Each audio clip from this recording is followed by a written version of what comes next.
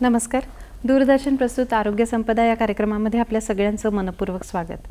दर्शक हो, बदलती जीवनशैली आणि बदलत्या सवयी याचा परिणाम आपण म्हणू शकतो दुष्परिणाम आपल्या आयुष्यावर, आपल्या आरोग्यावर होत असतो.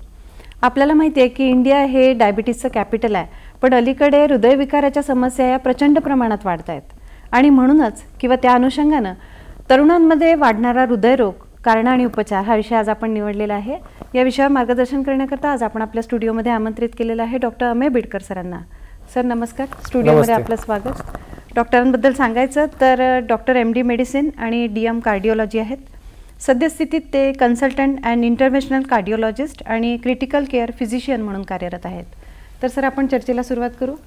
सर्वप्रथम आम्हाला हे सांगा की आजचा आपला जो विषय आहे तरुणांमध्ये वाढणारा हृदयरोग, तर हे विधान कितपत योग्य आहे? तर तरुणांमध्ये का खरंच हृदयरोग वाढतोय किंवा याचं प्रमाण वाढतंय का? येस, निश्चितच तरुणांमध्ये हृदयरोग जो आहे हा प्रचंड प्रमाणामध्ये वाढलेला आहे. हेच जर का आपण मागच्या 10 वर्षात बघितलं तर तरुणांमध्ये इतका हृदयरोग नव्हता, इतके हार्ट अटॅक व्हायचे नाही. पण आता या 10 वर्षामध्ये हृदयरोग प्रचंड प्रमाणामध्ये वाढलेला आहे.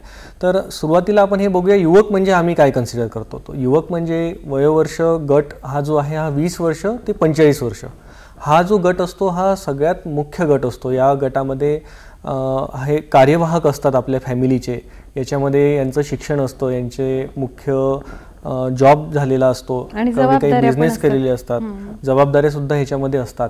आणि हा एक मुख्य आपल्या देशातला एक मुख्य घटक आहे.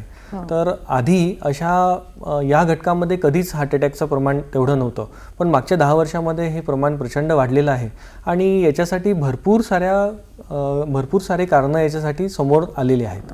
सर आता तुम्ही सांगितलं की हृदयविकाराचं जे प्रमाण आहे ते तरुणांमध्ये वाढतंय, तर नेमके कोणते रिस्क फॅक्टर्स याच्यासाठी कारणीभूत आहेत? येस, रिस्क फॅक्टर जसं आपण म्हणतो की हृदयविकाराला कारणीभूत असलेले काही फॅक्टर्स. आता हृदयरोगाला जे कारणीभूत असतात हे खूप सारे फॅक्टर्स असतात, पण जर का आपण पर्टिक्युलरली बघितलं की युवा ग्रुपमध्ये म्हणजे वयवर्ष 20 ते वयवर्ष 45 या ग्रुपमध्ये जर का आपण बघितलं तर याच्यात सगळ्यात मुख्यतः आलेले असतं ही असंतुलित असलेली आपली जीवनशैली, नंबर 1. नंबर 2, व्यसनाधीनता जी वाढते आहे तरुणांमध्ये, जे आपण बघतो की त्यांचं स्मोकिंग, टोबॅको किंवा अल्कोहोल किंवा दारू पिण्याचं जे प्रचंड प्रमाण झालेलं आहे. आजकाल स्मोकिंग करणं हे खूप कूल असं समजलं जातं, जे ॲब्सोल्युटली चुकीचं आहे. आणि हा एक डायरेक्ट फॅक्टर आहे ज्या कारणाने हृदयरोग हे वाढतात. आणि हृदयरोगच नाही, हृदयरोगांव्यतिरिक्त ब्रेनचे जे आजार आहे, लंग्सचे जे आजार आहे हे सुद्धा त्या स्मोकिंगनी वाढतात.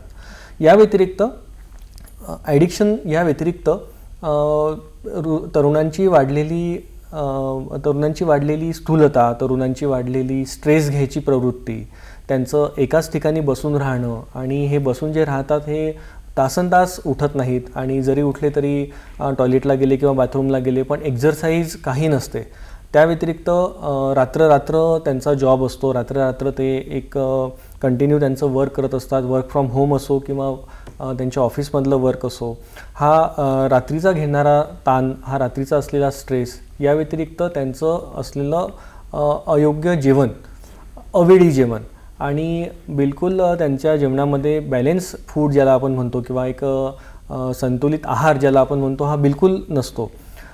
आज डब्बा आवडला नाही म्हणून पिझ्झा बोलवून घेतला, उद्या आपल्याला काहीतरी पार्टी आहे म्हणून केक खाल्लं, त्याच्यानंतर काहीतरी प्रॉब्लेम आहे म्हणून आपण फ्रेंच फ्राईज म्हणा किंवा बर्गर खाल्लं. वन्स इन अ व्हाईल हे सगळं गोष्ट चालतं, पण वारंवार जेव्हा ह्या गोष्टी होतात तेव्हा शरीराचं वाढणारं कोलेस्ट्रॉल हे कंटिन्यू वाढत जातं. कोलेस्ट्रॉल वाढल्यानंतर हे प्रमाण, हेच जे प्रमाण असतं हे हृदयरोगामध्ये कन्वर्ट होतं. तर मुख्य जर का आपण कारणं असे बघितले तर याच्यामध्ये ॲडिक्शन म्हणजे व्यसन, त्यानंतर त्यांचा असलेला असंतुलित आहार, त्यानंतर त्यांची ताणतणाव घ्यायची जीवनशैली, रात्रीची पुरेशी झोप न मिळणं, त्यांच्यामध्ये असलेली ओबेसिटी किंवा स्थूलता, आणि एक्झरसाईजचा अभाव, हे सगळ्यात महत्त्वाचे कारणं असतात ज्या कारणाने तरुणांमध्ये हा हृदयरोग वाढलेला आहे. सर आता आपण बोलतो आहे की तरुणांमधील हृदयरोग, तर तरुणांमधील हृदयरोग आणि ज्येष्ठांचा हृदयरोग, तर यामध्ये काही फरक आहे का? येस, बिलकुल. तरुणांमध्ये असलेला हृदयरोग आणि ज्येष्ठांमध्ये किंवा वृद्ध लोकांमध्ये असलेल्या हृदयरोगामध्ये खूप फरक असतो. आता सगळ्यात मुख्य म्हणजे आपण जर का सिम्पटमपासून चालू केलं तर जसे वृद्धांमधले जे हृदयरोग असतात हे हळूहळू वाढणारे असतात, हे वयोमानानुसार वाढलेले असतात. जर आपण त्याच्या पॅथॉलॉजीमध्ये गेलो किंवा मायक्रोस्कोपिक स्ट्रक्चर जर का हार्टचं आपण बघितलं तर अशा ठिकाणी त्यांच्या धमन्यांमध्ये, त्यांच्या हृदयाच्या धमन्यांमध्ये कोलेस्ट्रॉलचं प्रमाण भरपूर वाढलेलं असतं. या उलट जेव्हा आपण युवा ग्रुप जो बघतो, जो आपण असा ग्रुप बघतो की जे 45 वर्षापेक्षा कमी लोक आहेत, यांचे जर का हृदयाचं आपण परीक्षण नीट केलं तर याच्यामध्ये असं आढळलं आहे की कोलेस्ट्रॉल सोबत अशा पेशंट्समध्ये ब्लड क्लॉटिंग म्हणजे रक्ताची गाठ होणं हे सुद्धा एक खूप प्रामुख्याने दिसून आलेलं आहे. आणि ही जी रक्ताची गाठ बनते ही कधी कधी सडन बनते, कधी कधी अचानक बनते. त्यामुळे तुम्ही बऱ्याच वेळा असं बघितलं असेल की कालपर्यंत माझा मित्र एकदम छान होता, आज सकाळी आम्ही सुद्धा बोललो, पण अचानक त्याला एकदम अटॅक आला, अचानक तो सिरियस झाला किंवा त्याच्यावर एन्जिओग्राफी किंवा एन्जिओप्लास्टी अशी प्रक्रिया करावी लागली. तर हे अचानक होणारे जे हृदयरोग असतो हा तरुणांमध्ये वाढतो आहे आणि हा तरुणांमध्ये असतो. या उलट जर का आपण ज्येष्ठांमध्ये जर का बघितलं, वृद्ध लोकांमध्ये जर का आपण बघितलं तर अशा लोकांमध्ये प्रीमॉनिटरी सिम्पटम्स थोडे जास्त असतात. अशामध्ये त्यांना कधीकधी छातीमध्ये भरून येणं, दम लागणं, छातीमध्ये धडधडी होणं, चक्कर येणं असा प्रकार सुरुवातीला येतो. युजली वृद्ध लोक हे वाढत्या वयाचे प्रमाण वाढत्या वयामुळे झालेलं आहे किंवा वाढत्या वयामुळे मला आलेला हा आजार आहे असं कन्सिडर करून त्याला निग्लेक्ट करतात, पण हे लक्षणं जे असतात हे हार्टचे असतात. तर हाच प्रामुख्याने डिफरन्स असतो एका तरुणामध्ये आणि एका ज्येष्ठामध्ये. तर मग सर तुमच्या मते तरुणांमधला जो हृदयरोग आहे त्याची लक्षणं तुम्ही सांगितली की म्हणजे सडनली आपल्याला हार्ट अटॅक आला असं दिसतं कधी कधी, तर मग त्याच्या ज्या रिॲक्शन्स असतात किंवा लक्षणं असतात तर ती ज्येष्ठांमध्ये हळूहळू म्हणजे आपल्याला समजून येईल अशा प्रकारची असतात का? येस, ज्येष्ठांमध्ये आपल्याला ही समजून येतात की जसं आधी ज्येष्ठ सांगतात की आम्ही मॉर्निंग वॉक करायचो की एक समजा 100-200 मीटर आम्ही आधी चालू शकायचो किंवा आम्ही 2 माळे सहज चढू शकायचो, पण आता 2 माळे चढणं होत नाही. आधी मी जेवढं आम्ही जातो तेवढं होत नाही, दम लागतो किंवा छाती एकदम भरून येते, छातीमध्ये असं वाटतं की कोणीतरी बसलेलं आहे. हे जे सिम्पटम असतं हे खूप क्लासिकल आणि खूप टिपिकल सिम्पटम ज्याला म्हणतात हा असा असतो. या उलट यंग जनरेशनमध्ये काय होतं, सिमिलर जरी सिम्पटम्स असले, सारखी जरी सिम्पटम्स असले ना तरी मला ॲसिडिटी झाली असेल किंवा काल झोपण्यामध्ये गडबड झाली किंवा काल मी काहीतरी बाहेर खाल्लं त्या कारणाने गॅस बनलेला आहे असं करून ते निग्लेक्ट जास्त होतं. या उलट वृद्धांमध्ये हे निग्लेक्शनचं प्रमाण कमी असतं. ते थोडेसे अटेन्शन सिकिंग ॲटिट्यूड पण असतं. बरोबर, बिलकुल बिलकुल. तर सर आता तुम्ही बरीचशी कारणं सांगितली, जसं आपली बदलती जीवनशैली आहे आणि मद्यपान, धूम्रपान अलीकडे एकदम नॉर्मल समजतात सगळी मंडळी, म्हणजे युवा पिढी समजते. तर नेमका अनुवांशिकतेचा रोल हृदयविकारांमध्ये कसा असतो? बिलकुल, अनुवांशिकता असणं हे एक महत्त्वाचं कारण आहे. जसं आता माझ्या आईवडिलांना शुगर किंवा बीपीचा त्रास होता, त्या कारणाने मला सुद्धा शुगर आणि बीपीचा त्रास होणार, कारण त्यांचा जो DNA आहे किंवा त्यांचे जे जनुक आहेत ते आपल्या शरीरामध्ये आलेले असतात. पण जसं एक खूप छान फेमस स्टेटमेंट आहे, स्टेटमेंट असं आहे की ते म्हणतात की जे जेनेटिक्स आहे किंवा जे जनिक आहेत ते तुमच्या शरीरात आहेत, ते बंदुकीमध्ये गोळी लोड करतं, पण बंदुकीचा ट्रिगर दाबणं हे तुमच्यावर डिपेंडंट असतं. याचा अर्थ असा असतो की जेनेटिक्स जरी तुमच्या शरीरामध्ये असले, ज्याला आपण खूप विशेष त्याच्यामध्ये आता सध्या तरी त्याच्यामध्ये काही प्रगती नाही की ते आपण अवॉइड करू शकू, पण आपली जर का जीवनशैली चांगली असेल, जर का तुम्ही रेग्युलर एक्झरसाईज करताय, तुमचं जर का बॉडी वेट छान आहे, तुम्ही फिट आहात, तुमचा आहार संतुलित आहे, तुमच्यामध्ये स्ट्रेस तणाव काही नाही आहे, असं जर का असेल तर इव्हन जेनेटिक फॅक्टर असले तरी सुद्धा ते कंट्रोल करणं खूप इझी असतं. अशा पेशंटला अनफॉर्च्युनेटली कोणता हार्ट अटॅक वगैरे आला किंवा काही असे हृदयरोगाचे आजार झाले तर त्याच्यामधून त्यांची रिकव्हरीसुद्धा छान झालेली असते, कारण ते आधी फिट असतात, त्यांचं हृदय हे स्ट्रॉंग असतं. पण येस, जर का आपण असं कन्सिडर केलं की अनुवंशिकतेचा हृदयरोगाशी काही संबंध आहे का, तर डेफिनेटली अनुवंशिकतेचा हृदयरोगाशी संबंध असतो. ज्यांच्या आईवडिलांना आजार आहे आणि काही पेशंट की ज्यांच्या आईवडिलांना आजार नाही आहे, अशामध्ये नक्कीच फरक जाणवतो. जेनेटिक्समध्ये जर का प्रॉब्लेम असेल तर नॅचरली हा जो आजार आहे हा आपल्यामध्ये याची चान्सेस भरपूर असतात. सर तुम्ही आता सांगितलं की अनुवांशिकतेचा परिणाम दिसून येतो, म्हणजे आई वडिलांना असेल तर निश्चितच मुलांना त्यांच्या होऊ शकेल, पण हा टाळण्यासाठी, कारण तुम्ही आता हे पण म्हणालात की prevention is better than cure, तर मग कुठल्या प्रकारची काळजी आपण घ्यायला हवी जेणेकरून आई वडिलांचा त्रास आपल्याला होणार नाही? बिलकुल, आता जसं इन जनरल जेनेटिक्स असो किंवा जेनेटिकल फॅक्टर्स नसो, आपण सगळ्यांनी एक बॅलन्स लाईफस्टाईल ज्याला असं म्हणतात किंवा संतुलित जीवनशैली ज्याला असं आपण मराठीमध्ये म्हणतो, याच्यामध्ये काय असतं तर याच्यामध्ये तुमचा आहार हा सगळ्यात महत्त्वाचा आहे. असं म्हणतात की जसं तुम्ही खाल तसं तुम्ही व्हाल, की तुमचं जीवन ज्याप्रमाणे असेल त्याप्रमाणे तुम्ही बनाल. त्याच्यानंतर त्याच्यात असलेली एक्झरसाईज, की आपण रोज किती वॉकिंग करतो आहे, किती एक्झरसाईज करतो आहे आणि किती प्रकारचा आपण ताणतणाव किंवा स्ट्रेस घेतो आहे. आजकालच्या तरुण पिढीमध्ये जर का तुम्ही बघाल तर असं असतं की टार्गेट ओरिएंटेड त्यांना एम्स आणि ऑब्जेक्टिव्स दिलेले असतात. त्यांना असं सांगितलेलं असतं की हे टार्गेट जर का तुम्ही फुलफिल केलं नाही तर एक्स अमाऊंट तुमच्या सॅलरीमधून कट होईल किंवा तुमचं प्रमोशन होणार नाही, अशी एक भीती त्यांच्यामध्ये असते. तर तो कायम स्ट्रेस असतो. येस, तो एक त्यांच्या बॅकग्राऊंडमध्ये हा नेमका स्ट्रेस असतो आणि हा स्ट्रेस असल्याकारणाने एक आपल्या बॉडीमध्ये किंवा आपल्या शरीरामध्ये कॅस्केड तयार होते. कॅस्केड म्हणजे एक विशियस सायकल तयार होते आणि या विशियस सायकलनी त्याच्यामध्ये जर का तुम्हाला जेनेटिक्स आलेले आहेत, त्याच्यामध्ये आपली लाईफस्टाईल व्यवस्थित नाही आहे, तर हे सगळे एकमेकांना पूरक होतात आणि मग त्याचा जो एंड रिझल्ट असतो हा मात्र हृदयरोग. अच्छा सर, कधी कधी असं होतं की सडन कार्डियाक अरेस्ट होतो आणि ती व्यक्ती मृत्यू पावते, तर मग हा हार्ट अटॅकचाच प्रकार आहे का? येस, याच्यावर मी थोडं जास्त सांगू इच्छितो. कन्सिडर करा की जसं आपलं हार्ट आहे, आपलं जसं हृदय आहे, ही एक रूम सारखं असतं. या रूमला जसं छत आहे, आपल्या हार्टला सुद्धा एक रूफ असतं ज्याला छत म्हणतात. आपल्या हार्टला सुद्धा एक फ्लोअर असतो, आपल्या हार्टला सुद्धा भिंती असतात. आणि जसं रूमला दरवाजे असतात तसं सुद्धा हार्टला दरवाजे असतात, ज्याला आम्ही मेडिकल लँग्वेजमध्ये व्हॉल्व म्हणतो. या व्हॉल्वमधून हार्टमध्ये ब्लड येतं आणि दुसऱ्या वॉलमधून हार्टमधून ब्लड बाहेर जातं. त्याचसारखं आपल्या रूममध्ये किंवा आपल्या हार्टमध्ये एका ठिकाणी एक बेसिन असतो. त्या बेसिनमध्ये जसं पाणीसारखं येत राहतं, तशाच एका बाजूला आपल्या हार्टमध्ये ब्लड व्हेसल्स असतात. या ब्लड व्हेसलमध्ये सारखं ब्लड येत राहतं. हे हार्टला नरिशमेंट करतं, हार्टला जी रिक्वायर्ड त्याला असणारी एनर्जी आहे ही एनर्जी देतं, जे न्यूट्रियन्स आहे हे न्यूट्रियन्स देतं. आणि रूममध्ये आणखीन महत्त्वाची गोष्ट असते ती म्हणजे इलेक्ट्रिसिटी. ही जी इलेक्ट्रिसिटी असते, आता जसं कार्डियाक अरेस्ट म्हणजे काय? कार्डियाक अरेस्टमध्ये इलेक्ट्रिसिटी गेली, जसं सगळं काही स्टँडस्टिल झालं, पूर्ण रूममध्ये काळोख पसरला, पूर्ण रूममध्ये अंधार झालेला आहे. आणि हार्ट अटॅक येणं म्हणजे काय? हार्ट अटॅक येणं म्हणजे प्लंबिंग प्रॉब्लेम म्हणजे तुमच्या बेसिनमध्ये प्रॉब्लेम आहे. तर एवढ्या मोठ्या हार्टमध्ये एका बेसिनमध्ये प्रॉब्लेम जर का आला तर त्याला आम्ही म्हणतो हार्ट अटॅक. पण येस, हा जो बेसिक क्वेश्चन होता की कार्डियाक अरेस्ट आणि हार्ट अटॅकमुळे कार्डियाक अरेस्ट होऊ शकते का? बिलकुल, हार्ट अटॅकमुळे कार्डियाक अरेस्ट होऊ शकते. मेजर हार्ट अटॅक ज्यांना येतात त्या अशा पेशंट्सला कार्डियाक अरेस्ट होतं. आणि दुसरा त्यातला महत्त्वाचा मुद्दा असा आहे की प्रत्येक कार्डियाक अरेस्ट हे हार्ट अटॅक असतो का? तर प्रत्येक कार्डियाक अरेस्ट हा हार्ट अटॅक नसतो, पण कार्डियाक अरेस्टचं प्रमुख आणि मुख्य कारण हार्ट अटॅक हे नक्कीच आहे. तर हार्ट अटॅक येणं आणि कार्डियाक अरेस्ट असणं ह्याच्यामध्ये फरक असतो. आणि मेन म्हणजे जो कार्डियाक अरेस्ट आलेला असतो असे पेशंट युजली अनकॉन्शियस होतात, असे पेशंट युजली बेशुद्ध होतात. आणि हार्ट अटॅकवाले पेशंट जे असतात ते युजली आपल्याला सांगतात की मला असा त्रास होतो आहे, मला छाती दुखते आहे किंवा मला घाम आलेला आहे किंवा मला बरं वाटत नाही आहे, असे त्यांचे सिम्पटम्स असतात. पण एखाद्या वेळी कार्डियाक अरेस्ट आलं त्याचा अर्थ असा असतो की पेशंट हा पूर्णपणे अनकॉन्शियस झालेला आहे. बरं सर, असं बरेचदा ऐकिवात येतं की आपल्याला हार्ट अटॅक येण्याच्या पूर्वी एक दिवसाआधी आपला डावा हात दुखतोय, तर हे अशी कुठली लक्षणे ज्याने आपल्याला कळू शकेल की असं काही होतंय शरीरात बदल? ज्याला आम्ही म्हणतो हार्ट अटॅकचे प्री मॉनिटरी सिम्पटम्स किंवा जे आधी हार्ट अटॅक किंवा प्री अटॅक स्टेज ज्याला आपण म्हणतो, की अशा प्री अटॅक स्टेजमध्ये कोणते सिम्पटम्स आहे की ज्याला बिलकुल आपल्याला निग्लेक्ट करायला नको.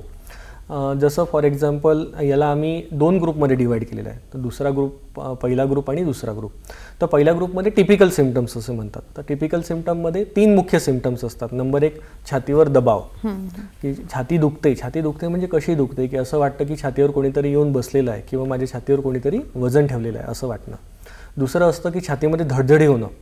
तिसरं असतं की डोळ्यापुढे सारखी अंधारी येणं, चक्कर आल्यासारखं वाटणं, धाप लागणं, दम लागणं.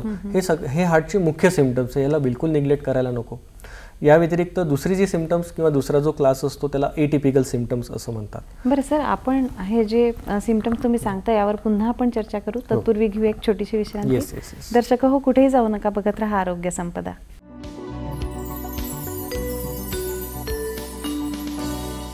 दर्शक हो, आपलं पुनश्च स्वागत. आज आपण चर्चा करतो आहे तरुणांमध्ये वाढणारा हृदयरोग, कारण आणि उपचार.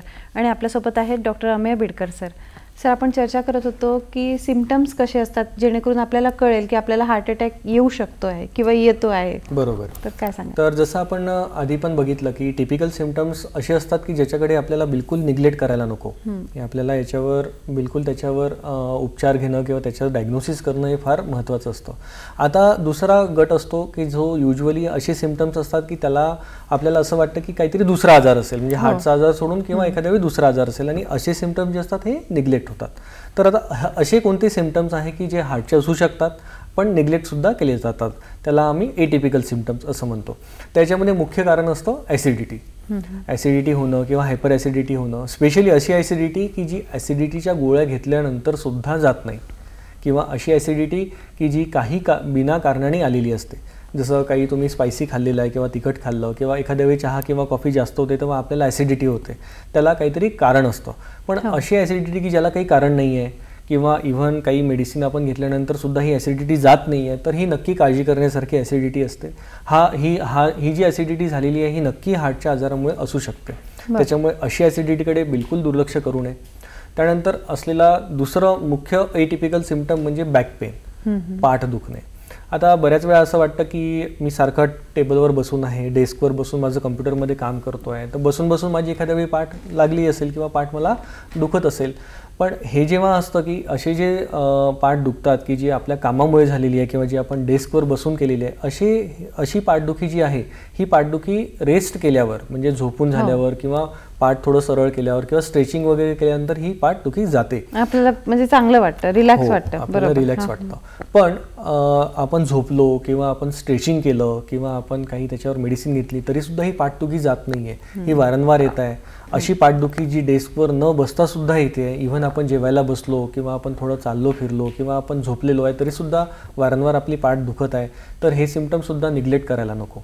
काही असे स्पेशल पेशंट्स असतात की ज्या पेशंटला इव्हन दातदुखीसुद्धा इम्पॉर्टंट सिम्पटम असतो कधी कधी हार्टचा. काही पेशंट, जसे आमच्या अनुभवात, प्रत्येक कार्डिओलॉजिस्टच्या अनुभवामध्ये असे काही ना काही पेशंट्स असतात की ज्यांना दातदुखी झालेली असते, ज्यांचा जबडा दुखत असतो. आणि नॅचरली दात दुखला किंवा जबडा दुखला म्हणून आपण सगळे एकतर ENT डॉक्टरांकडे किंवा आपल्या डेंटिस्टकडे जातो. मग नॅचरली ENT किंवा डेंटिस्ट डॉक्टर त्यांच्या परीने प्रयत्न करतात, त्यांच्या परीने त्याला काय झालेलं आहे ते बघतात, औषधी द्यायचा प्रयत्न करतात. पण अशी दातदुखी किंवा असा जबड्याचं दुखणं हे जात नाही. हे जात नाही म्हटल्यानंतर मग बऱ्याच वेळा पेशंट हार्टच्या डॉक्टरांकडे येतात आणि ते म्हणतात की सर, मला जबडा दुखतो आहे, स्पेशली मी जेव्हा काही काम करतो किंवा एक्झरसाईज करतो किंवा मी सायकलिंग करतो तेव्हा जबडा दुखून येतो. जेव्हा हे जे सिम्पटम्स असतं, हे सिम्पटम फार महत्त्वाचं आहे. हे सिम्पटम आपल्याला सांगतं की एखाद्या वेळी हा जो जबडा दुखणं आहे हा हार्टमुळे. तिसरं असतं जसं पोटदुखी, पाठदुखी, जबडा दुखणं हे झालं. अनयुज्युअल थकवा किंवा आपल्याला खूप जास्त एक्सेसिव्ह घाम येणं किंवा काही काम करायची इच्छा न होणं, असं थकवा वाटणं, नुसतं बसून राहणं, काही काम न करता येणं, हे सुद्धा एक हार्टचं मुख्य कारण असतं. अशा पेशंट्समध्ये युजली जे आम्ही कार्डियक आउटपुट म्हणतो किंवा हार्टची जी ब्लड पंपिंगची क्षमता असते ही अशा पेशंट्समध्ये कमी झालेली असते. आणि अशा पेशंट्सला हा सिम्पटम जाणवतो की त्यांना असं सारखा थोडं जरी काम केलं तरी थकवा येतो, आंघोळ करायला जरी गेले तरी थकवा येतो, थोडं काही जेवायला बसले किंवा उठून एका रूममधून दुसऱ्या रूममध्ये जरी जायचं असलं तरी एकदम थकवा येतो. बऱ्याच पेशंटला असं वाटतं की हे व्हायरल इन्फेक्शन असेल किंवा मी काल काही थोडीफार एक्झरसाईज केली किंवा काल थोडं माझं चालणं फिरणं झालं त्या कारणाने आलेला थकवा असेल किंवा मी काही ट्रॅव्हलिंग केलं त्याच्या कारणाने झालेला थकवा असेल. पण हा जर का वारंवार थकवा येतो आहे आणि जर का हा थकवा पर्सिस्टंट आहे, म्हणजे सारखा आहे, तर अशावेळी या थकव्याला दुर्लक्ष करणं हे योग्य नाही. अशावेळी असे जर का कोणी पेशंट्स असतील किंवा असे जर का कोणाला सिम्पटम्स असतील तर त्यांनी आपल्या कार्डिओलॉजिस्टला दाखवणं फार गरजेचं आहे. सर, तुम्ही आता हार्ट अटॅकशी संबंधित बरेच सिम्पटम्स सांगितले. कंटिन्युअस ॲसिडिटी होते आहे किंवा मग पाठदुखी होते आहे किंवा मग थकवा येतो आहे छोट्या छोट्या कामांनंतरही. तर मग नेमकं आपण याचं डायग्नोसिस कसं आपल्याला करता येईल किंवा किती लवकर आपल्याला डॉक्टरकडे जायला हवं, बरोबर, जेणेकरून आपल्याला पटकन हे कळेल की आपल्याला या हार्ट अटॅकचे सिम्पटम्स आहेत? बरोबर. आता जसे मी सिम्पटम्स सांगितले, असे सिम्पटम्स समजा आल्यानंतर याचं डायग्नोसिस कसं करायचं. डायग्नोसिस म्हणजे की मला हार्टचा आजार आहे की नाही आहे हे बघणं सगळ्यात महत्त्वाचं असतं. तर या अनुषंगाने आम्ही काही टेस्ट असतात, काही ब्लड तपास असतात आणि काही रेडिओलॉजिकल इन्व्हेस्टिगेशन असतात. रेडिओलॉजिकल इन्व्हेस्टिगेशन म्हणजे आपला ECG असणं, एक्सरे असणं किंवा हार्टची सोनोग्राफी, ज्याला आम्ही इकोकार्डिओग्राफी असं म्हणतो. तर आपण सुरुवात करूया ब्लड तपासापासून. तर अशावेळी जेव्हा पेशंट आपल्याकडे येतात आणि ज्यांना असं सांगितलेलं असतं की मला असा प्रकारचा त्रास होतो आहे, आणि जेव्हा डॉक्टरांकडे असे पेशंट आल्यानंतर आम्ही सस्पेक्ट करतो की नाही तुम्हाला एखाद्या वेळी हार्टचा आजार असू शकतो, तर मग अशा पेशंटला सगळ्यात मुख्य तपास म्हणजे आपला कोलेस्ट्रॉल लेवलचा असतो. हा एक डिटेल कोलेस्ट्रॉल लेवल असतो. डिटेल कोलेस्ट्रॉल लेवलमध्ये टोटल कोलेस्ट्रॉल, तुमचं लो डेन्सिटी लायपोप्रोटीन किंवा ज्याला LDL किंवा मुख्यत्वे सगळे लोक त्याला बॅड कोलेस्ट्रॉल या नावाने जे ओळखतात हे सगळ्यात मुख्य. त्यानंतर असतं HDL, हाय डेन्सिटी लायपोप्रोटीन किंवा ज्याला सगळेजण गुड कोलेस्ट्रॉल असं म्हणतात हे. त्यानंतर आलेलं असतं ट्रायग्लिसराईड किंवा TG आणि VLDL. असे हे डिटेल कोलेस्ट्रॉलचा रिपोर्ट आपल्याला करायचा असतो.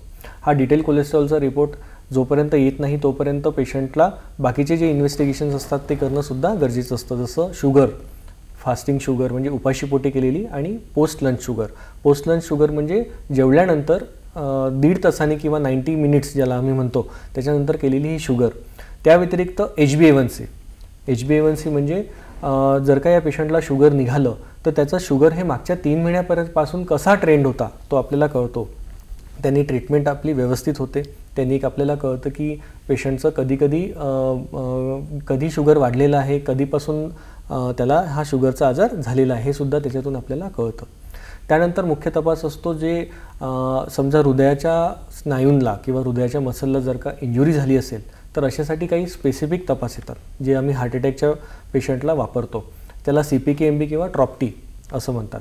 तर ज्या पेशंट्सला छातीमध्ये दुखतं आहे आणि अशा पेशंटला अटॅक आलेला नाही आहे अशा पेशंटचे हे CPK-MB आणि TROP-Tचा जो तपास असतो हा नॉर्मल रेंजमध्ये येतो. पण असे काही पेशंट्स असतात की ज्यांना छातीमध्ये दुखतं आहे आणि अशा पेशंटला अटॅकची प्रोसेस जी आहे ही चालू झालेली आहे. ही चालू झाल्यानंतर हे CPK-MB आणि TROP-T रिपोर्ट हे पॉझिटिव्ह यायला लागतात.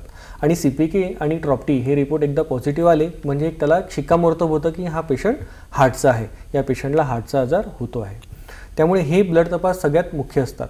या व्यतिरिक्त जे रुटीन तपास असतात ज्याच्यामध्ये लिव्हर फंक्शन टेस्ट किंवा LFT ज्याला आम्ही म्हणतो, किडनी फंक्शन टेस्ट म्हणजे किडनी कशी फंक्शन करते, थायरॉईडचा तपास त्याच्यामध्ये आलेला असतो, आपलं हिमोग्लोबिन किती आहे, कंप्लीट ब्लड काउंट ज्याला आम्ही म्हणतो, हे सुद्धा तपास त्या आपल्या इनिशियल डायग्नोसिसला पूरक ठरतात. आता हे ब्लड तपासानंतर एक दुसरा सेट ऑफ इन्व्हेस्टिगेशन असतो किंवा दुसऱ्या टाईपची जी इन्व्हेस्टिगेशन असतात त्याच्यात सगळ्यात मुख्य असतो ECG, की जेव्हा पेशंटला छातीमध्ये दुखते आहे अशावेळी पेशंटचा सगळ्यात प्रामुख्याने सगळ्यात पहिला जो तपास केला जातो तो असतो ECG. या ECGमध्ये काही पेशंट्सला चेंजेस असतात की आपल्याला कळतात की ज्या पेशंटला BP आहे किंवा या पेशंटला काही व्हॉल्वचा प्रॉब्लेम आहे किंवा या पेशंटला काही ब्लॉकेजची समस्या असू शकते असा एक डायरेक्ट किंवा इनडायरेक्ट एव्हिडन्स आपल्याला त्या ECGमध्ये मिळतो. ECG झाल्यानंतर दुसरा जो तपास असतो तो असतो इकोकार्डिओग्राफी, ज्यात 2D, 3D किंवा 4D इकोकार्डिओग्राफीसुद्धा होते. सगळ्यात महत्त्वाचा असतो 2D इकोकार्डिओग्राफी. ही अगदी बेडसाईड असते, ही आपल्या पेशंटला आणि लगेच याचा रिपोर्ट मिळतो. याच्यामध्ये इकोकार्डिओग्राफी म्हणजे हार्टची होणारी सोनोग्राफी. याच्यामध्ये आपण हार्टचे जे कॉन्ट्रॅक्शन्स आहे, हार्टचे जे व्हॉल्व्ज आहे, हार्टचं जे पंपिंग कॅपॅसिटी आहे किंवा हार्टमध्ये असणारं काही रक्ताच्या गाठी असतील किंवा काही कोणत्या प्रकारचा ट्यूमर किंवा काही मास असेल तर हे आपल्याला डायरेक्टली याच्यामध्ये दिसू शकतं. तर हा एक तपास सगळ्यात आणखीन महत्त्वाचा असतो. जेव्हा हे 2 तपास नॉर्मल असतात तेव्हा तिसऱ्या तपासाकडे जेव्हा आम्ही जातो त्याला म्हणतात TMT. बरं सर, आपण या डायग्नोसिसबद्दल पुन्हा बोलूया. तत्पूर्वी घेऊया एक छोटीशी विश्रांती. दर्शक हो, कुठेही जाऊ नका, बघत राहा आरोग्य संपदा.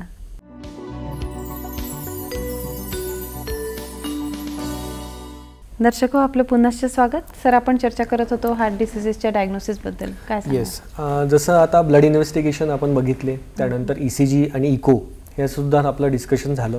आता तिसरा जो तपास असतो हा असतो TMT. TMT म्हणजे ट्रेडमिल टेस्ट. या ट्रेडमिल टेस्टवर बऱ्याच लोकांचं असं म्हणणं असतं की याच्यावर डॉक्टर आम्हाला धावायला लावतात, मग आम्ही पडू शकतो किंवा ते खूप फास्ट असतं. थोडेसे मिसकन्सेप्शन या टेस्टबद्दल असतात, पण हे पूर्णतः चुकीचं आहे. TMTवर कोणीच डॉक्टर किंवा कोणतेही टेक्निशियन तुम्हाला धावायला लावत नाही. याच्यावर आपल्याला चालायचं असतं आणि चालताना थोडीशी TMT जी असते ही इन्क्लाइन होते, म्हणजे वर होते. असं आपल्याला म्हणजे बॉडीला असं चालवायचं असतं की थोडं आपण चढावावर चढतो आहे असं चालायचं असतं. आणि ही TMT होताना आपले कंटिन्युअस ECG निघत असतात.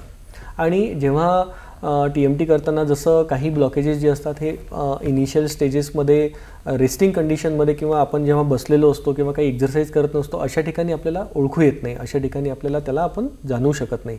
पण हेच TMT करताना जेव्हा आपली हार्टची बीटिंग वाढते, आपला BP वाढतो आपली मसल्स काम करायला लागतात, आपले पाय चालायला लागतात, हार्टची बिटिंग थोडी वाढायला लागते. अशा वेळी जे ब्लॉकेजेस छोटे असतात किंवा मोठे असतात किंवा जे डोकं वर काढू शकतात अशा ब्लॉकेजेसला पकडणं इझी असतं. तेव्हा ही TMT जेव्हा ज्या पेशंटची समजा पॉझिटिव्ह येते, या TMT पॉझिटिव्ह असताना जसं पेशंटला चालताना कधी कधी दम लागायला लागतो, कधी कधी अशा पेशंटला छाती दुखायला लागते, छाती भरून यायला लागते, तेव्हा या पेशंटला असं म्हणतात की ही TMT सिम्पटम पॉझिटिव्ह आहे. सिम्पटम पॉझिटिव्ह म्हणजे TMT करताना पेशंटला सिम्पटम्स आले. आणि दुसरा जो प्रकार असतो TMTमध्ये ECG चेंजेस येतात, की पेशंटला सिम्पटम्स नाही आहे पण पेशंटच्या ECGवर असे पर्टिक्युलर चेंजेस आले की ज्याच्यावरून आपल्याला एक अंदाज येऊ शकतो की या पेशंटला ब्लॉकेजची संभावना होऊ शकते. त्यामुळे TMT हा एक खूप इम्पॉर्टंट आणि खूप महत्त्वाचा तपास असतो. इव्हन आम्ही बऱ्याच पेशंटला असं सांगतो की तुमचं वय जेव्हा 35 किंवा 35च्या पुढे होतात तेव्हा वर्षातून एकदा TMT आपण नक्की करायला हवी. या TMTमुळे आपल्याला आपली हार्टची क्षमता कळते, आपला BP आपल्याला पुढे जाऊन BP होऊ शकतो किंवा नाही हे कळू शकतं, आपल्यामध्ये अर्ली ब्लॉकेजेस आहे का हे आपल्याला सुद्धा कळू शकतं. आता TMT जेव्हा पॉझिटिव्ह येते, TMT जेव्हा पॉझिटिव्ह येते तेव्हा निश्चितच त्याच्यासमोर जे डायग्नोसिस असतं त्याला आम्ही म्हणतो एन्जिओग्राफी. हे एन्जिओग्राफी करणं म्हणजे तपास असतो. बऱ्याच वेळा पेशंटला असं वाटतं की हे आमचं कोणतं तरी ऑपरेशन आहे आणि ऑपरेशन करताना काही ब्लिडिंग होईल, काही चिरा पडेल, काही टाका लागेल, असं काही होत नाही. एन्जिओग्राफी हे 100% हातातून होते. सगळे कार्डिओलॉजिस्ट किंवा जे पण कार्डियक सेंटर आहे हे सगळे हातातून करायचा पूर्णपणे त्यांचा प्रयत्न असतो. जेव्हा आम्ही एन्जिओग्राफी करतो तेव्हा हातातून एक कॅथेटर ज्याला आम्ही म्हणतो, हे कॅथेटर आपल्या हृदयाच्या पर्यंत नेलं जातं आणि हे हृदयात गेल्यानंतर हृदयाच्या धमन्या या कॉन्ट्रास्ट देऊन चेक केल्या जातात. कॉन्ट्रास्ट म्हणजे एन्जिओग्राफी ही एक्सरे मार्फत केली जाते आणि जेव्हा एक्सरे असतो तेव्हा त्याच्यात जेव्हा आम्ही कॉन्ट्रास्ट इंजेक्ट करतो तेव्हा आपल्याला समजतं की ब्लॉकेजेस त्या परिस्थितीमध्ये आहे किंवा नाही आहे, किंवा ब्लॉकेजेस असतील तर त्याची टक्केवारी किती आहे, 50% आहे, 60% किंवा इव्हन 100% ब्लॉकेजेस आहे. ब्लॉकेजेसची संख्या कळते की काही पेशंटला ब्लॉकेज 1 असू शकतो, 2 असू शकतात किंवा 3 किंवा त्यापेक्षा जास्त सुद्धा असू शकतात. काही पेशंटला ब्लॉकेजेसची समस्या नसते तरी सुद्धा कधी कधी TMT पॉझिटिव्ह येतं, तर ते सुद्धा एक महत्त्वाचं हे राहतं की ओके मला ब्लॉकेजेस नाही आहे आणि TMT तेव्हा म्हणतात फॉल्स पॉझिटिव्ह आलेली आहे, ते सुद्धा आपल्याला त्याच्यातून कळू शकतं. आणि या व्यतिरिक्त आपल्याला एन्जिओग्राफीमधून हार्टमध्ये प्रेशर किती आहे, हार्टचं प्रेशर तर वाढलेलं नाही आहे, किंवा ब्लॉकेजेसची संख्या आणि ब्लॉकेजेसचं लोकेशन हे सुद्धा आपल्याला महत्त्वाचं असतं. आणि एन्जिओग्राफी हाच जो तपास असतो याच्यातून जे आपल्याला कळतं की हा पेशंटला समजा दुर्दैवाने काही ब्लॉकेजेस असेल तर हे ब्लॉकेजेस मेडिसिनने ठीक होणार, हे ब्लॉकेजेस एन्जिओप्लास्टी म्हणजे ज्याला आपण स्टेंटिंग असं म्हणतो ह्याने ठीक होणार, की पेशंटला बायपास सर्जरी किंवा ज्याला आपण ओपन हार्ट सर्जरी असं म्हणतो त्यांनी ठीक होणार, हे आपल्याला त्या एन्जिओग्राफीच्या तपासातूनच आपल्याला कळू शकतं. आता काही पेशंट असे असतात की जे एन्जिओग्राफीला घाबरतात, त्यांना असं वाटतं की एन्जिओग्राफी नको करायला, मग त्याच्या व्यतिरिक्त काही दुसरे ऑप्शन आपल्याकडे आहेत का ते बघणं महत्त्वाचं आहे. की येस, आपल्याला त्याच्या व्यतिरिक्त दुसरे ऑप्शन्स असतात, जसं CT एन्जिओग्राफी ज्याला म्हणतात. जसं CT स्कॅन करतात, CT स्कॅन करताना CT स्कॅनमधून सुद्धा आपल्या हार्ट आणि हार्टची जी धमनी असते ही आपली बघितली जाऊ शकते आणि ही धमनी बघितल्यानंतर त्याच्यामध्ये ब्लॉकेजेस किती आहेत काय आहेत हे आपल्याला सुद्धा समजू शकतं. दुसरा जो तपास असतो त्याला थॅलियम स्कॅन असं नाव आहे. या थॅलियम स्कॅनमध्ये असं केलं जातं की कुठे समजा ब्लॉकेज असेल तर तो जो पार्ट आहे ज्या हृदयाच्या धमनीमध्ये ब्लॉकेज आलेला आहे आणि ती धमनी एखाद्या पर्टिक्युलर स्नायूला रक्तपुरवठा आहे, तो रक्तपुरवठा तिथे व्यवस्थित होत नाही हे आपल्याला त्या थॅलियम स्कॅनने सुद्धा कळू शकतं. पण जर का आपण असं कन्सिडर केलं की गोल्ड स्टँडर्ड काय आहे किंवा बेस्ट काय आहे, किंवा आपण असं म्हटलं की बा मला हार्टचा आजार आहे, हार्टमध्ये मला ब्लॉकेजेस आहे किंवा नाही हे सपशेल कशामध्ये कळेल, तर याच्यासाठी एन्जिओग्राफी ही सगळ्यात महत्त्वाची आपली तपासणी असते. बरं सर, एन्जिओग्राफीच्या पूर्वी तुम्ही बऱ्याचशा चाचण्या सांगितल्या, तर मग ही खर्चाची बाब आहे का? कारण सर्वसाधारण माणूस खर्चाचाही विचार करतो, म्हणजे आपल्याला जास्त पैसे लागतील याच्यासाठी पण जात नाही, तर मग कसं असतात या टेस्ट? नाही, नॅचरली या चाचण्या ज्या असतात या थोड्या खर्चिक असतात, पण मला असं वाटतं की ज्याप्रमाणे आज आपले मेक इन इंडिया होते आहे किंवा ज्याप्रमाणे आपल्याला असं वाटतं की जितके आपले हॉस्पिटल्स उभे राहत आहेत, जितके आपली गव्हर्नमेंट फॅसिलिटी इतकी छान होते आहे की तिथे सुद्धा आपल्याला या फॅसिलिटीज करता येऊ शकतात. पॅथॉलॉजिकल टेस्ट असो किंवा एन्जिओग्राफी असो किंवा ECG किंवा इको असो, ह्या ज्या तपासण्या असतात या थोड्या हलक्या प्रमाणामध्ये खर्चिक नक्कीच असतात, पण मला असं वाटतं की एकदम तितका खर्च नाही की ज्यांनी आपल्याला असा खूप आर्थिक दबाव ज्या कारणाने येईल असं तितक्या खर्चिक नसतात. बरं सर, तुम्ही डायग्नोसिसच्या संदर्भात बोलताना सांगितलं की साखरेचं प्रमाणही तपासलं जातं, तर साखरेचं प्रमाण आणि हृदयविकार किंवा मग हार्ट अटॅक याचा कसा काय संबंध आहे? जसं आता साखर हा एक खूप महत्त्वाचा विषय आहे. नॅचरली सगळेजण असे कन्सिडर करतात की साखर म्हटलं की डायबिटीज, की म्हणजे आता मला डायबिटीज झाला सर, मी तर साखर खात नाही किंवा मी साखर कमी खातो तरी सुद्धा माझी शुगर का कंट्रोल होत नाही, किंवा साखर आणि हृदयरोग याचा संबंध काय आहे. तर जसा डायबिटीज आणि साखरेचा हा डायरेक्ट संबंध असतो, तसाच डायरेक्ट संबंध हा साखरेचा आणि हृदयरोगाचा सुद्धा असतो. की जेव्हा आपण साखर किंवा ज्याला आम्ही रिफाईंड किंवा मेडिकल लँग्वेजमध्ये म्हणायचं गेलो तर कार्बोहायड्रेट्स, सिम्पल कार्बोहायड्रेट ज्याला आम्ही म्हणतो, हे सिम्पल कार्बोहायड्रेट जेव्हा तुम्ही एक्सेसरित्या आपण जेवण करतो किंवा आपण खातो, हे जे एक्सेस कार्बोहायड्रेट आलेले असतात याचं कन्व्हर्जन कुठे ना कुठे शरीरामध्ये फॅटमध्ये कन्व्हर्जन होतं. आणि ही फॅट जी असते ही शरीरामध्ये स्टोअर होत जाते, स्पेशली ज्याला व्हिसरल फॅट किंवा पोटावर असलेले जो जाडी ज्याला आपण म्हणतो किंवा चरबी ज्याला आपण म्हणतो, ही फार डेंजरस असते. आणि याचं मुख्य कारण स्पेशली इंडियन डाएट्समध्ये हे साखर जास्त असतं किंवा सिम्पल कार्बोहायड्रेट असं जास्त असतं. त्यामुळे साखरेवर कंट्रोल असणं किंवा साखर जर का आपण खातो आहे तर त्याला व्यवस्थित आपली कॅलरी इंटेक आणि कॅलरी एक्सपेंडिचर हे सगळं मॅच करणं फार महत्त्वाचं असतं. आणि साखर हा जसं मीठ हा बीपीसाठी एक मुख्य कारण आहे. एक्सेसिव्ह सॉल्ट इंटेक किंवा जास्त मिठाचा उपयोग हे बीपीमध्ये कन्वर्ट जसा होतो तसंच एक्सेसिव्ह शुगर इंटेक, जास्त साखर खाल्लेली आहे याचं कन्वर्जन हार्ट प्रॉब्लेममध्ये होणं सुद्धा साहजिक असतं. सर, कॉलेजमध्ये शिकणारे स्टुडंट्स किंवा मग आपण ऑफिसेसमध्ये काम करणारे बरेचदा असं जाणवतं की जी बैठी जीवनशैली आहे त्याचा परिणाम कसा काय होतो या हार्ट अटॅक? बिलकुल. जसं आपण म्हटलं आहे की आधी पण जसं मी सांगितलं की बैठी जीवनशैली फार धोकादायक असते. आता जसं तुम्हाला सगळ्यांना आठवत असेल की 10 वर्षाआधी किंवा 20 वर्षाआधी एखाद्या ठिकाणून आपल्याला किराणा आणायचा आहे किंवा भाजीला जायचं आहे तर आपण चालत जायचो, आपण आपल्या घरून पिशवी घ्यायचो आणि चालत जायचो. पण आज जर का तुम्ही बघाल तर सगळ्या टू व्हीलरला सेल्फ स्टार्ट दिलेला असतो. सगळेजण आपले आईवडील असो किंवा आपण स्वतः असो थोडंही चालायला बघत नाहीत. गाडी काढली, गाडीला सेल्फ मारला की लगेच गाडी घेऊन जातात. तर ही सुद्धा एक बैठी जीवनशैली किंवा ही सुद्धा एक एक्झरसाईज नसलेली लाईफस्टाईल ज्याला आपण म्हणतो हे त्याच्यासुद्धा कन्सिडर केलेलं जातं. आणि अशा रीतीने जेव्हा बैठी जीवनशैली झालेली असते तेव्हा पेशंटची जाडी वाढते. पेशंटची जेव्हा जाडी वाढते तेव्हा हार्टवर येणारा परिणाम तर असतोच आहे, पण त्या व्यतिरिक्त लिव्हर, किडनी किंवा जॉईंट्स याच्यावरसुद्धा जास्त तणाव येतो. आणि याच्यासोबत अनहेल्दी असलेलं आपलं डाएट आणि एक्झरसाईज नसलेलं आपलं जीवन हे सगळं आपल्याला एकमेकांना पूरक ठरतं. बरं सर, आता हृदयविकाराची ट्रीटमेंट कशी करायची या विषयावर आपण चर्चा करू. तत्पूर्वी घेऊया एक छोटीशी विश्रांती. दर्शक हो, कुठेही जाऊ नका, बघत राहा आरोग्य संपदा.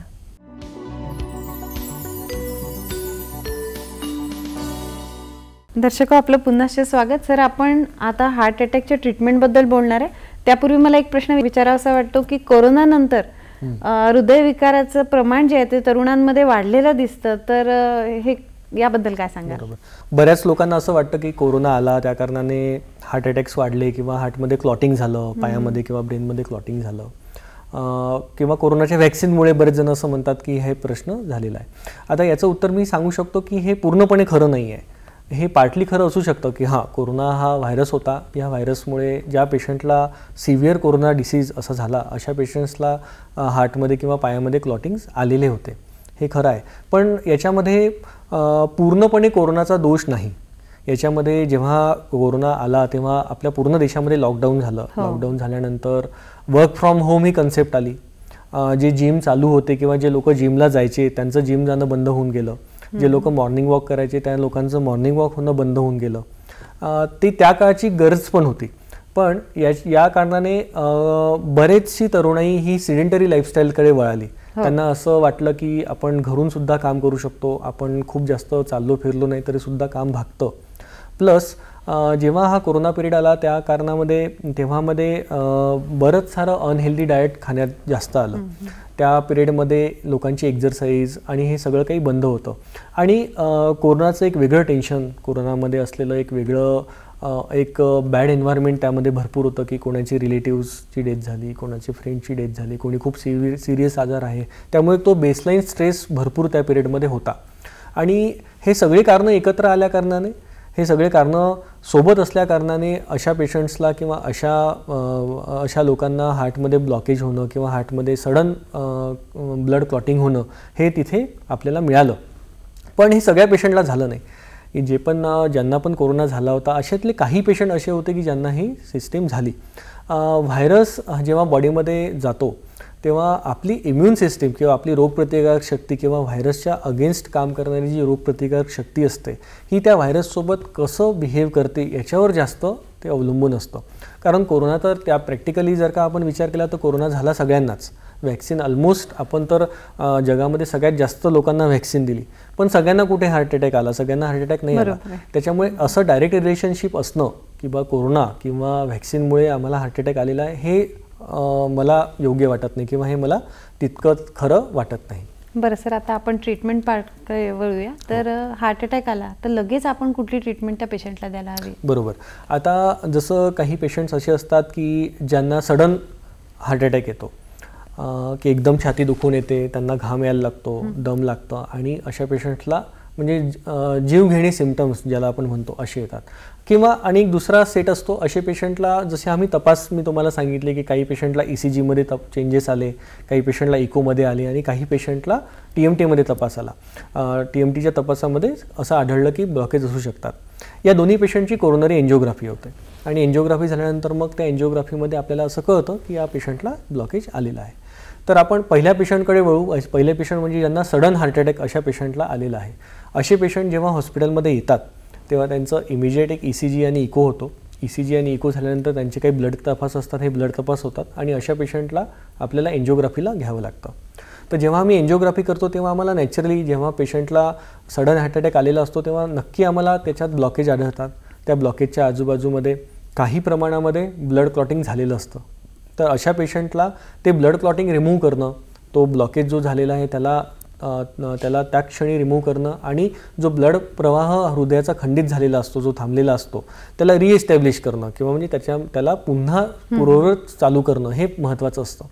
त्यामुळे जेव्हा पेशंटला इमिजिएट हार्ट अटॅक आलेला असतो तेव्हा जे एन्जिओप्लास्टी किंवा एन्जिओग्राफी करतात त्याला प्रायमरी एन्जिओप्लास्टी इन मायोकार्डियल इन्फ्राक्शन किंवा पामी असं म्हटलं जातं.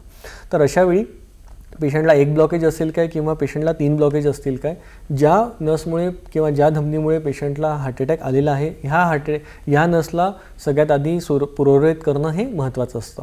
अशा पेशंटची जी एन्जिओप्लास्टी होते तेव्हा आम्ही बघतो की लगेच पेशंटला विदिन 1 आवर किंवा 2 आवर्समध्ये पेशंटला रिलीफ होतो. असे पेशंट लगेच सिम्पटम फ्री होतात. असे पेशंट लगेच कामालासुद्धा जाऊ शकतात. तर सिम्पटम्स बघणं, सिम्पटम्स आपल्याला आलेले आहे हे कळणं आणि लगेच मेडिकल सर्व्हिस घेणं हे फार महत्त्वाचं या पेशंटला इम्पॉर्टंट असतं. आता जो दुसरा ग्रुप आहे, असा जो ग्रुप आहे की अशा पेशंटला सिम्पटम्स आहे आणि काही आम्ही तपास केले आणि काही तपास केल्यानंतर आम्हाला असं आढळून आलं की या पेशंटला हार्टचा प्रॉब्लेम असू शकतो किंवा या पेशंटला हार्टमध्ये ब्लॉकेजेस असू शकतात. तेव्हा अशा पेशंटची आम्ही इलेक्टिव्ह एन्जिओग्राफी करतो. तर जेव्हा आम्ही इलेक्टिव्ह एन्जिओग्राफी करतो तेव्हा आम्हाला कळतं की अरे या पेशंटला 1 ब्लॉकेज आहे किंवा 2 आहेत किंवा 3 आहेत. त्याची आम्हाला टक्केवारी कळते की 50% आहे, 100% आहे. त्याची आम्हाला लोकेशन कळतं. प्रॉक्झिमल म्हणजे एकदम हृदयाच्या जवळ आणि डिस्टल म्हणजे एकदम हृदयापासून थोडंसं दूर. तर ह्या टक्केवारीनुसार पेशंटला असलेल्या जुने आजारानुसार, जसं पेशंटला कधी किडनीचा आजार असतो किंवा कधी कोणाला डायबिटीज किंवा BP किंवा कोलेस्ट्रॉल किंवा जेनेटिक आजार असे असतात, याच्यानुसार त्या पेशंटचं एक ट्रीटमेंट प्लॅन केला जातो की तुमच्यासाठी सगळ्यात योग्य ट्रीटमेंट काय असेल. इव्हन जसं आता इन जनरल आम्ही असं म्हणतो की ज्या पेशंटला 3 किंवा 3पेक्षा जास्त ब्लॉकेज आहेत अशा पेशंटला युजली बायपास सर्जरी, ज्याला आम्ही ओपन हार्ट सर्जरी असं म्हणतो, याच्याकडे युजली डॉक्टरांचा कल असतो. आणि ज्या पेशंटला 1 किंवा 2 ब्लॉकेजेस आहे, 1 किंवा 2 ब्लॉकेजेस असून जे खूप जास्त सिरियस किंवा ज्याच्यामध्ये कॅल्शियम किंवा खूप सारं ॲनाटॉमिकल चॅलेंजेस किंवा हृदयाच्या धमनी ज्या सरळ असतात अशामध्ये जर का काही प्रॉब्लेम नसेल तर अशा पेशंटला एन्जिओप्लास्टीचं ऑप्शन हे दिलेलं असतं. तर आता मला एन्जिओप्लास्टी करावी की बायपास करावी हे युजली पेशंट या कन्फ्युजनमध्ये भरपूर वेळा असतात. भरपूर वेळा पेशंट आमच्याकडे या हिशोबाने येतात की सर आम्हाला बायपास करायचं नाही आहे, आम्हाला एन्जिओप्लास्टी करायची आहे, किंवा उलटही असतं की सर आम्हाला एन्जिओप्लास्टी नको, आम्हाला बायपास करायचा आहे. तर मला असं वाटतं की हे जे निर्णय असतात हे डॉक्टरांनी किंवा डॉक्टरांच्या टीमनी घेतलेले नेहमीसाठी योग्य असतात. आपला आजार कोणता असतो आणि हा आजार एन्जिओप्लास्टी किंवा बायपास केल्यानंतर आपल्याला कितीपत आपल्याला छान रिझल्ट मिळेल, उत्कृष्ट आपल्याला रिझल्ट मिळेल, पुन्हा हा आजार आपल्यामध्ये येणार नाही की आज तर माझं एन्जिओप्लास्टी किंवा बायपास होऊन गेलं पण मला फ्युचरमध्ये हा त्रास पुन्हा यायला नको. हे जे डिसिजन असतात हे डॉक्टर अत्यंत विचाराने आणि खूप त्याच्यामागे खूप सायन्स असतं, त्याच्यामध्ये खूप विज्ञान असतो आणि याच्यानुसारच ती ट्रीटमेंट आपल्याला दिलेली असते. त्यामुळे मला असं वाटतं की ज्या पेशंटला बायपास किंवा एन्जिओप्लास्टी हे सांगितलेलं आहे हे आपलं मत न नोंदवता आपल्या डॉक्टरांवर हे पूर्णपणे विश्वास ठेवावा आणि ते जसे सांगतात त्याप्रमाणे आपण ट्रीटमेंट घ्यावी असं मला वाटतं. आता जो तिसरा प्रकार असतो की जे ब्लॉकेजेस समजा 50% किंवा 60% आहेत, म्हणजे जे ब्लॉकेज ज्याला आम्ही म्हणतो की हे ब्लॉकेजेसला रिमूव्ह करायची गरज नाही आहे किंवा ज्याला अशा पेशंटला एन्जिओप्लास्टी किंवा बायपासची गरज नाही आहे, तेव्हा अशा काही पेशंटला काही पर्टिक्युलर मेडिसिन्स दिले जातात. जसं आपल्या सगळ्यांना माहिती असेल की ब्लड थिनिंग मेडिसिन्स अशा पेशंटला काही दिलेल्या असतात, काही पेशंटला कोलेस्ट्रॉल लोअरिंग मेडिसिन अशा दिलेल्या असतात. पण ह्या तिन्ही ग्रुपमधून सगळ्यात महत्त्वाचं असतं risk factor control. Risk factor control म्हणजे की मला काही रिस्क फॅक्टर होते का, मला डायबिटीज, BP किंवा कोलेस्ट्रॉल हे होतं का हे जाणून घेणं आणि जर का असेल तर ह्याला कंट्रोल करणं हे सगळ्यात जास्त महत्त्वाचं असतं. की एन्जिओप्लास्टी आणि बायपास करून टाकलं आणि मग डायबिटीज कंट्रोलमध्ये नाही आहे, कोलेस्ट्रॉल आपण घेत नाही, कोलेस्ट्रॉलची मेडिसिन घेत नाही किंवा कोलेस्ट्रॉल वारंवार आपलं वाढतं आहे, डॉक्टरांनी सांगितलं त्याप्रमाणे आहार घेतलेला नाही किंवा जसं एक्झरसाईज रिजिमेन सांगितलेली आहे तसं आपण करत नाही, त्या कारणाने ही रिकरंट हार्ट अटॅक येणं ही पॉसिबिलिटी अशा पेशंटमध्ये असते. त्यामुळे एक होलिस्टिक ॲप्रोच ज्याला आपण म्हणतो, होलिस्टिक ॲप्रोचमध्ये रिस्क फॅक्टर कंट्रोलपासून ते आपले ॲडिक्शन्स, ते आपलं एक्झरसाईज, ते आपलं एक रेग्युलर जेवण, आपल्याला सांगितलेले औषधी आणि आपल्याला सांगितलेले रेग्युलर चेकअप हे जर का आपण व्यवस्थित होलिस्टिकरित्या केलं तर असे आजार आपल्याला पुढे फ्युचरमध्ये टाळता येऊ शकतात. आणि मला असं वाटतं की फक्त एन्जिओप्लास्टी किंवा बायपास हे त्याचं उत्तर राहू शकत नाही, याच्यामध्ये आपल्याला पूर्णपणे होलिस्टिक ट्रीटमेंट घेतली तर हे जास्त महत्त्वाचं असतं. सर, आपण आता ट्रीटमेंटबद्दल बोललो, प्रिव्हेन्शनबद्दल आणि अवेअरनेसबद्दल आपण बोलूया. तत्पूर्वी घेऊया एक छोटीशी विश्रांती. दर्शक हो, कुठेही जाऊ नका, बघत रहा आरोग्य संपदा.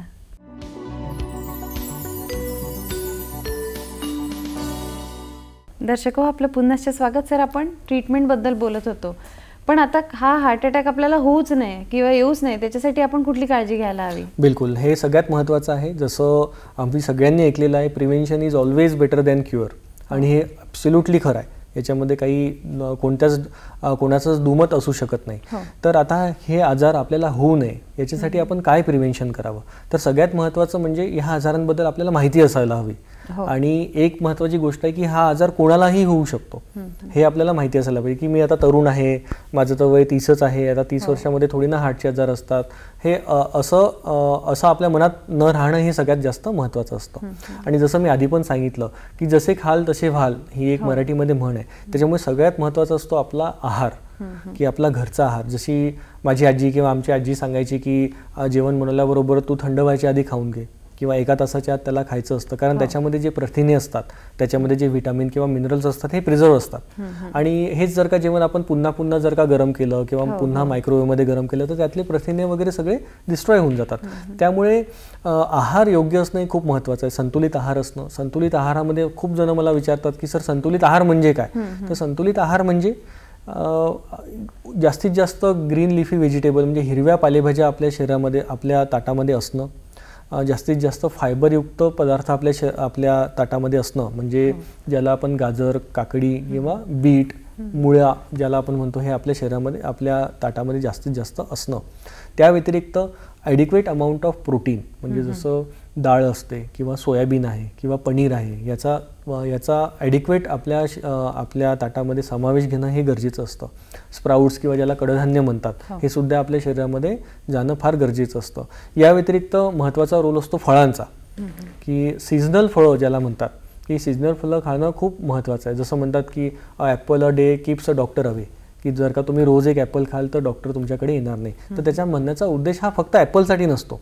ॲपल ही एक सिनॉनिमस दिला आहे एका फळाला, की जे पण सीझनल फळं तुमच्याकडे असतात ते सीझनल फळं जर का तुम्ही रेग्युलरली जर का आहारात समावेश केला तर त्या फळांमधून येणारे आपल्याला प्रथिनं, आपल्याला जीवनसत्व हे सगळे व्यवस्थित मिळतात.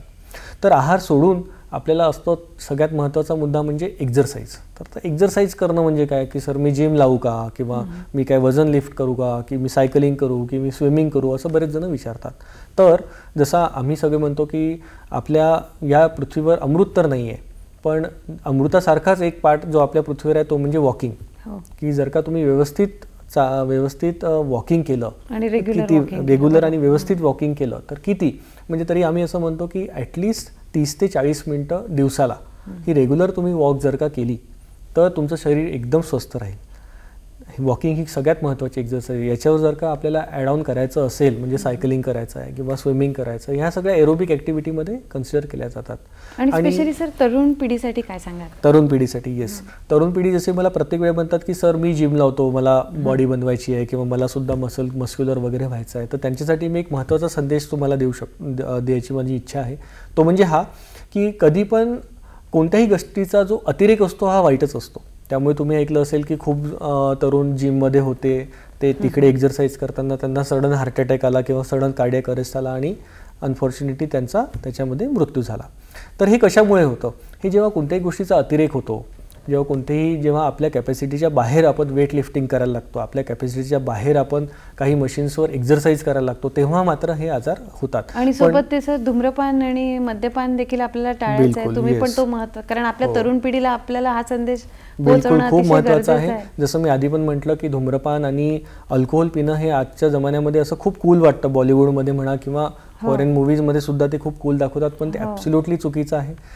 ते जे लोक सिगरेट किंवा हे पितात ते ॲक्च्युअल सिगरेट नसते, पण आपल्याला तसा संदेश मिळतो की ते सिगरेट किंवा सिगार म्हणा किंवा अल्कोहोल पितायत म्हणून. तर हे आपल्या शरीरासाठी घातक असतं, आपल्या शरीरासाठी वाईट असतं. त्यामुळे याच्यापासून दूर राहिलेलंच सगळ्यात जास्त महत्त्वाचं आहे. आणि सर आता जनजागृतीबद्दल काय सांगाल? कारण आपल्याला तरुण पिढीला तर माहिती आहे की हे सगळे त्रास आपल्याला होऊ शकतात, हा म्हणजे हार्ट अटॅक साठी हे सगळे रिझन्स आहेत, पण तरी जनजागृती आपण करायला हवी. तर त्यासाठी आपण कुठले प्रोग्राम राबवू? जसं जनजागृती ज्याला आम्ही म्हणतो, आतापर्यंत मी जे बोललो त्याला प्रायमरी प्रिव्हेन्शन असं म्हणतात. प्रायमरी प्रिव्हेन्शन म्हणजे डिसीज होऊच नाही, आजार होऊच नाही. पण कधी कधी काही पेशंटला रिस्क फॅक्टर असतात. जसं काही पेशंट जाड असतो, कोणी जाड आहे पण त्यांना डायबिटीज किंवा बीपी नाही, तर अशा पेशंटनी काही एक्झरसाईज किंवा काही डाएट करून त्यांचं जाडी कमी करावी, त्यांनी आपलं व्यवस्थित फिटनेस राहावं. त्यानंतर दुसरा असतो त्याला सेकंडरी प्रिव्हेन्शन म्हणतात. सेकंडरी प्रिव्हेन्शन म्हणजे आजार झाला, म्हणजे हार्ट अटॅक झाला त्याच्यानंतर पुन्हा फ्युचरला होऊ नये म्हणून केले जाणारे जे उपाय असतात त्याला सेकंडरी प्रिव्हेन्शन म्हणतात. आता याच्यासुद्धा अलीकडे आपल्याला यायचं, याच्या अलीकडे जेव्हा आम्ही येतो त्याला प्रायमॉर्डियल प्रिव्हेन्शन असं म्हणतात. प्रायमॉर्डियल प्रिव्हेन्शन म्हणजे की आपल्या शरीरामध्ये रिस्क फॅक्टरच येऊ नये. म्हणजे हे जे आपल्याला प्रायमॉर्डियल प्रिव्हेन्शन चालू करायचं असतं हे अगदी स्कूलपासून, अगदी शालेय जीवनापासून, की त्यांना अगदी आपल्याला सांगायचं असतं की काय केल्याने काय आजार होऊ शकतो. आपल्याला खेळायचं असेल तर कसं खेळायचं, पीटीचा तास हा कधीच चुकवायचा नाही. किती पण आपल्याला कोणी गोड किंवा स्वीट खायची इच्छा असेल तर एखाद्या लिमिटपर्यंत ते खाणं गरजेचं आहे. पण हे जर का आपण शालेय मुलांपासूनच जर का चालू केलं तर हे पुढे आजार हे होणार नाही. आणि याची रिस्पॉन्सिबिलिटी जी राहते ही ऑफकोर्स डॉक्टरसोबत टीचर्सला सुद्धा महत्त्वाची असते. अच्छा सर, तर थोडक्यात सांगायचं म्हणजे आपल्याला जनजागृती ही अशा प्रकारे करायची की कॉलेजमध्ये पण कॅम्पेन्स आपण घेऊ शकतो, ट्रेनिंग प्रोग्राम्स घेऊ शकतो. आणि ओव्हरऑल तुम्ही खूप सुंदर संदेश आमच्या प्रेक्षकांना दिला. या व्यतिरिक्त सर CPRचा काय रोल राहील? हो, CPR बद्दल मुख्यत्वे मी सांगू इच्छितो. CPR ही खरंच एक लाईफ सेव्हिंग प्रोसिजर असते. आपल्या सगळ्यांना कोणत्या ना कोणत्या आयुष्यामध्ये आपल्याला हिरो व्हायचं असतं आणि दुसऱ्याचं आयुष्य वाचवणं किंवा त्याची लाईफ वाचवणं याच्यापेक्षा तर हिरोचं काम किती, म्हणजे याच्यापेक्षा काय मोठं काम असणार. त्याच्यामुळे बेसिक लाईफ सपोर्ट किंवा ज्याला BLS असं म्हणतात, याच्यामध्ये CPRची ट्रेनिंग दिली जाते. तर असे पेशंट की ज्यांना कार्डियक अरेस्ट झालेला आहे, अशा पेशंटला कार्डियक अरेस्ट झाल्यानंतर त्यांना लगेच चेस्ट कॉम्प्रेशन करणं, त्यांच्या तोंडामध्ये समजा काही अडकलं असेल तर ते काढून घेणं किंवा माउथ टू माउथ ब्रिदिंग असणं, किंवा काही पेशंटला इमिजिएट आपल्याला पुढे काय त्यांची तयारी करायची आहे, कोणत्या हॉस्पिटलला कनेक्ट करायचं आहे आणि त्याच्यावर कसं आपल्याला उपचार करता येईल, ज्याला आपण फर्स्ट एड असं म्हणतो, हे करणं खूप गरजेचं असतं. CPR खूप महत्त्वाचं आहे सर. CPR हा खूप महत्त्वाचा आहे आणि CPR हे तंत्र सगळ्यांनी आपण शिकायला हवं. आजचा ॲक्च्युली विषय खूप व्यापक महत्त्वाचा आहे, पण आपला जो वेळ आपल्याला आता वेळ खुणावते, तर सर तुम्ही खूप छान मार्गदर्शन आमच्या दर्शकांना केलं. दर्शक हो, आजच्या या महत्त्वाच्या विषयामधून आपल्याला समजलं की हृदयविकार किंवा हार्ट अटॅक याचे सिम्पटम्स काय, डायग्नोसिस काय, प्रिव्हेन्शन आणि अवेअरनेस बाबतीत आपण जाणून घेतलं. सर, वेळात वेळ काढून तुम्ही आमच्याकडे आलात त्याबद्दल दूरदर्शनच्या वतीने आपले आभार मानते. धन्यवाद. धन्यवाद. नमस्कार. नमस्कार.